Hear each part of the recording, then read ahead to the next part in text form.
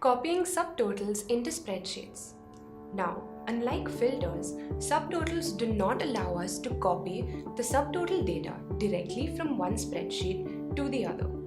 Let us try copying the data for the subtotal we just created. Go to Outline 2 and select all the subtotal values present. Copy this data and you will observe that a dotted line is visible around the highlighted text. Paste this data onto a new sheet called ST and you will observe that all of the data is copied but not the subtotal values. If you want to paste only the subtotal data, here is what you need to do. Press F5. A dialog box appears. Click the special button and it will take you to another dialog box. Here, select Visible Cells Only. Click OK.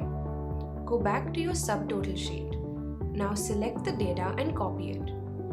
If you observe closely, the dotted line now encapsulates each row and not the complete table. If we paste this onto a new sheet, we will obtain only the subtotal values. The shortcut for copying visible cells only is Alt semicolon. There you go. We've now mastered copying subtotal data. Use this or the steps that we have explained in this lesson, whatever you find